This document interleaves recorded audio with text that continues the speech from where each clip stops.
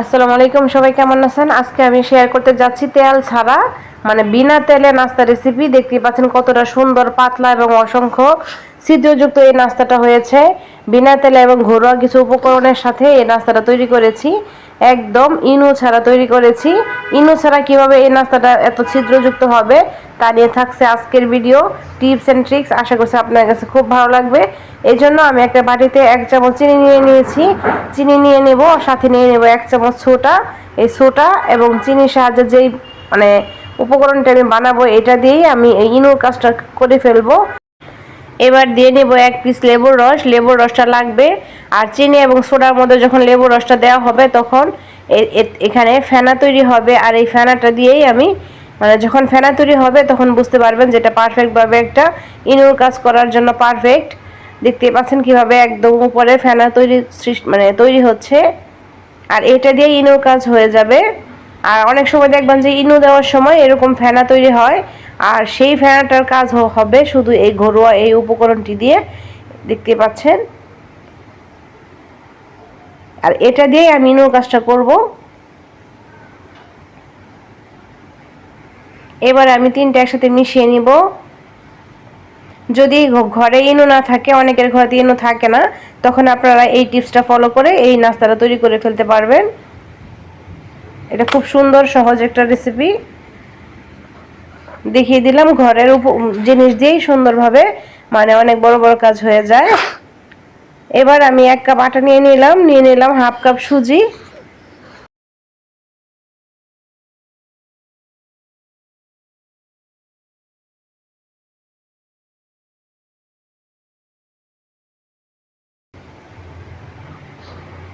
আর সাথে নিয়ে নিব একটা ডিম ভেঙে।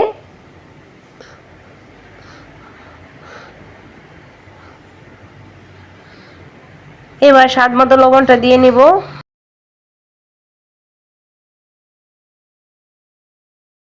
দিয়ে এবার সবকিছু ডিমের সাথে ভালোভাবে মিশিয়ে নিব। আর ওই যে ইনুর মতো আমি তৈরি করেছি সেটা এখন দিয়ে নিব লেবুর রসটা। আর এটা দেওয়ার পরই মানে অনেক সুন্দরভাবে ঘেটে মানে মানে মিশিয়ে নিতে হবে। একদম ফ্লাপি করার চেষ্টা করতে হবে। যখন এটা সুন্দরভাবে ফ্লাপি করে নেবেন তারপরে এটা ভালোভাবে মানে মানে ছিদ্র সৃষ্টি হবে।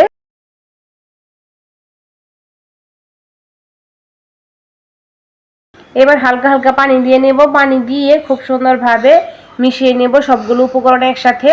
আর চামচের সাহায্যে যতটুকু সম্ভব আমি ফেটিয়ে নিব। এইভাবে ফেটিয়ে নেবেন।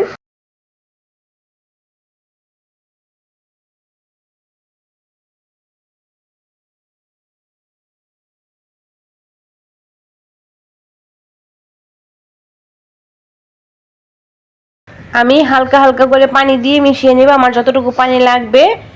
আর এটা আধা ঘন্টা রেস্টে রেখে দিলে সবটুকু পানি খুব সুন্দরভাবে সেট হয়ে যাবে।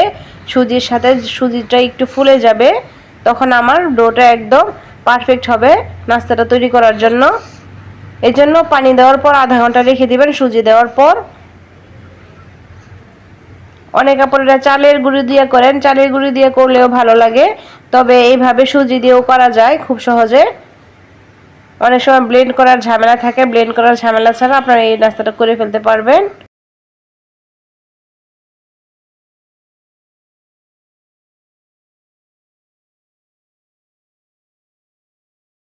দেখতে পেলেন আমি খুব সুন্দরভাবে এটা ঘেটে নিয়েছি, মানে একদম ফ্লাপি করে নিয়েছি। যতটা ফ্লাপি করে নেবেন আপনার নাস্তাটা একদম পারফেক্ট হবে।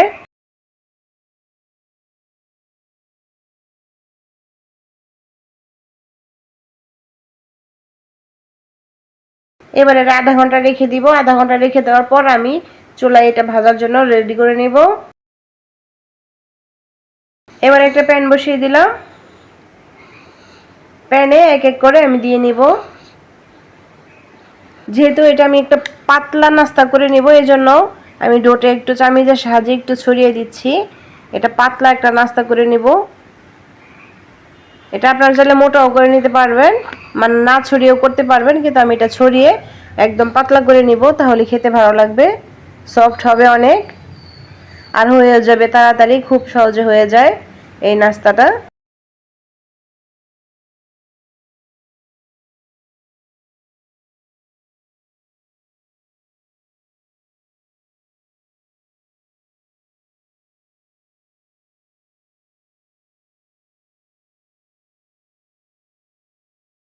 এবার আমি একটু ঢেকে রেখে দিলাম যেন তাড়াতাড়ি হয়ে যায়। আপনারা এটা না ঢেকেও করতে পারবেন।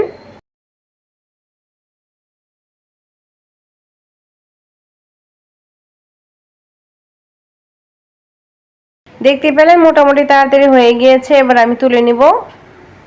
খুব সহজে কিন্তু একটা নাস্তা হয়ে গেল। ভিডিওর এই পর্যন্ত যারা চলে আসছেন প্লিজ একটা লাইক দিন। নতুন যারা আছেন সাবস্ক্রাইব করে বেল আইকন অন করে রাখতে পারেন যেন নিত্য নতুন রেসিপিগুলো আপনার কাছে সহজে পৌঁছে যায়। এবার আমি এটা তুলে নিব। এই তো মোটামুটি হয়ে গেল মাশাআল্লাহ একটা নাস্তা, একদম বিনা তেলে নাস্তা রেসিপি। যারা হেলদি খাবার পছন্দ করেন তাদের জন্য বেস্ট একটা অপশন এই নাস্তাটা, ট্রাই করে দেখতে পারেন। খুবই সহজ, বানাতেও তেমন কোনো ঝামেলা হয় না। আর ইনু ছাড়া তো তৈরি করে দেখালাম, ঘরোয়াভাবে কিভাবে ইনুর কাজটা করে নেবেন।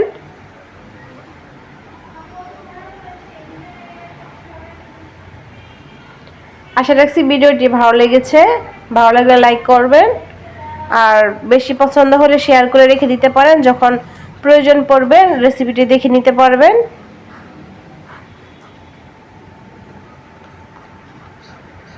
এবার আরেকটা নাস্তা রেডি করে নিলাম।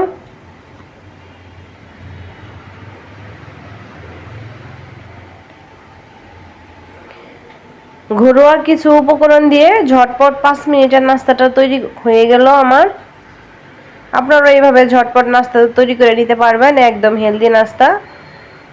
এটা যারা খাবেন মানে পেটে কোনো গ্যাস হওয়ার সম্ভাবনা থাকবে না। যতটা সফট, খেতেও ভীষণ মজা।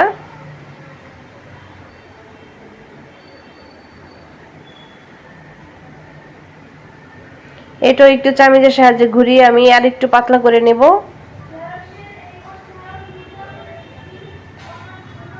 ঢেকে রেখে দিলাম।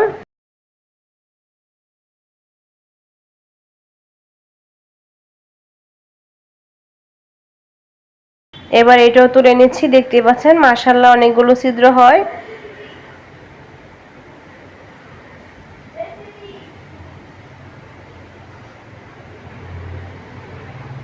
এই তো হয়ে গেল। এইভাবে সবগুলো আমি করে নিয়েছি। ঝটপট নাস্তা রেসিপি। এটা যদি বাসাতে টিফিনেও দেন একদম টিফিন বক্স খালি আসবে, মানে এতটা সফট এবং নরম হয়, বাচ্চারা খুব সহজে খেয়ে ফেলবে মাশাআল্লাহ। আর আমাদেরও অনেক মায়েদের অনেক ঝামেলা থাকে, যখন ঝামেলা মনে হবে তখন এই নাস্তাটা ঝটপট করে ফেলা যায়। আশা করছি ভিডিওটি ভালো লেগেছে। ভালো লাগলে আমার চ্যানেলের সাথেই থাকবেন।